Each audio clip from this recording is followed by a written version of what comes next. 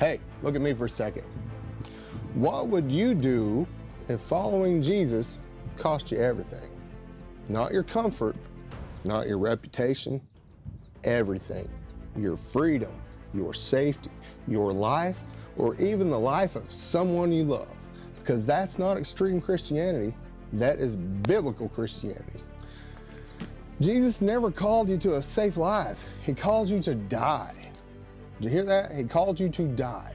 Luke chapter 9 says, if any man will come after me, let him deny himself and take up his cross daily and follow me. That's not symbolic. That's a death sentence to who you used to be. And most people have never actually counted that cost. But the Bible is very clear about what is coming. In Matthew chapter 24, it says, you will be hated by all nations for his name's sake. Matthew chapter 10 says, brother shall deliver up brother to death, and the father the child, and the children shall rise up against their parents. Let that sink in for a minute. That doesn't just come from the world. It comes from inside families. Luke chapter 21 says, you will be brought before rulers and authorities for his name. And then Jesus says this, Matthew 24:13, but he that shall endure unto the end, the same shall be saved. Endure, not start, not feel it for a season, endure. Because real faith shows up when pressure hits. Anyone can say, I believe, when it's easy, when life is just easy out here. But what happens when a sword's at your neck? What happens when they threaten your wife, your children? What happens when the world says, deny him or lose everything? Because that moment, it's not hypothetical, it's already happened. And it'll happen again. The early church faced it. In Acts, believers were beaten, imprisoned, executed. Not because they broke laws, but because they refused to deny Jesus. They could have lived. All they had to do, say the words, and they didn't. Why? Because they understood something we've forgotten. This life is temporary. Jesus said in Matthew 10:28, fear not them which kill the body, but are not able to kill the soul. The worst thing this world can do to you, it's temporary. But in denying Christ, that carries eternity. Matthew 10:33 says, but whosoever shall deny me before men, him I will also deny before my Father, which is in heaven. That's not a suggestion. That's not a line. And we have to be honest.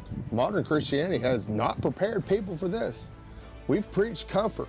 We've preached blessings. We've preached a version of faith that fits inside a saved little life. But Jesus never promised that safety.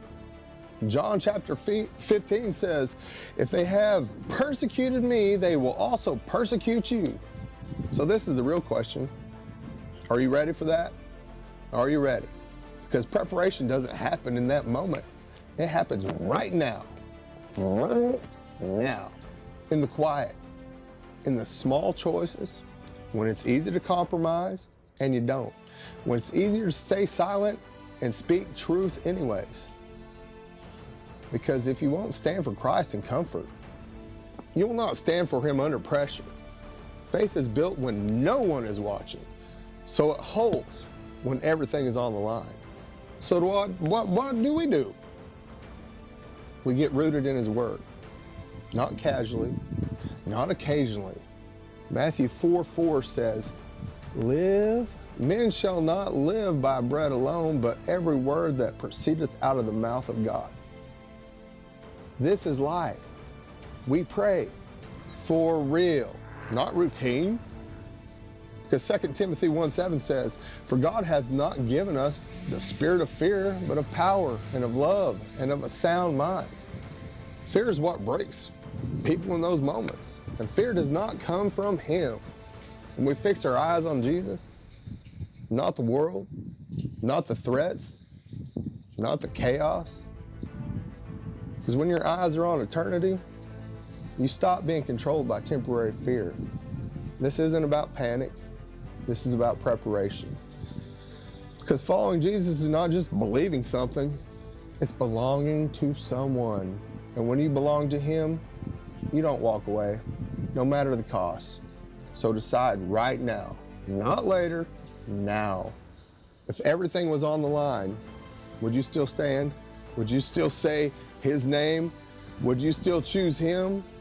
If it meant losing everything, because that moment, you won't rise to the occasion, you will fall to your level of preparation. So prepare, stand firm, hold the line, endure.